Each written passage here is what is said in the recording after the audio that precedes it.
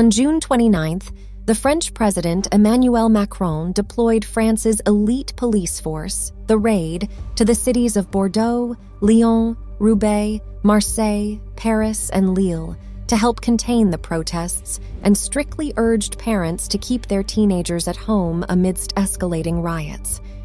Public transport was suspended nationwide, and law enforcement actions increased, leading to multiple arrests. More than 400 people were arrested across the country on Thursday as a wave of protests swept the country for a third night. However, despite these efforts, instances of violence keep rising throughout France. Why did France riots begin? On June 27th, police spotted a Mercedes driving in a bus lane at 7:55 a.m. in the district of Nanterre on the western outskirts of Paris. Police attempted to pull him over at a red light using sirens and lights, but the driver disobeyed and committed several traffic offenses, endangering the lives of a pedestrian and a cyclist. The officers caught up with the Mercedes in a traffic jam. Both officers at one point used guns to deter him from starting off again and asked him to turn off the ignition. When the car made to get away, one officer fired at close range through the driver's window. Bullet went through the driver's arm and into the chest, causing immediate death.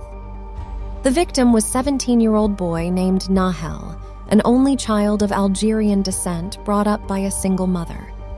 He had been working as a takeaway delivery driver and played rugby league. Those who knew Nahel said he was well loved in Nanterre, where he lived with his mother Mounia and had apparently never known his father. He did not have a criminal record, but he was known to police.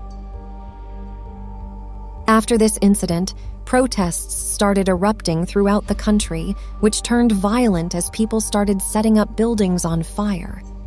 Tuesday's killing was the third fatal shooting during traffic stops in France so far in 2023, down from a record 13 last year. The majority of victims of such shootings since 2017 were Black or of Arab origin. Macron was advised to declare a state of emergency throughout the country, but he refused to do so and condemned the incident. According to reports from French media, initial police statements suggested that the 17-year-old, who was of North African descent, deliberately drove his car towards them in an attempt to harm them. However, video footage posted online shows an officer aiming his weapon at the driver through the car window and seemingly firing at close range as the driver tried to flee.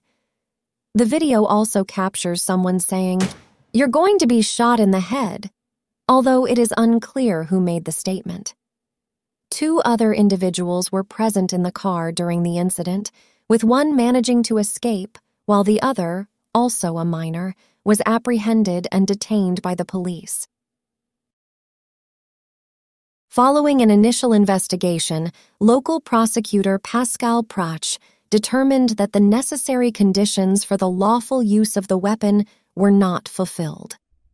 As a result, the police officer responsible for the fatal shooting in the Paris suburb of Nanterre will now face an investigation for voluntary homicide. "What am I going to do now?" asked his mother. "I devoted everything to him. I've only got one. I haven't got 10 children. He was my life, my best friend." His grandmother spoke of him as a kind, good boy. "A refusal to stop doesn't give you a license to kill," said Socialist Party leader Olivier Faure. "All the children of the Republic have a right to justice."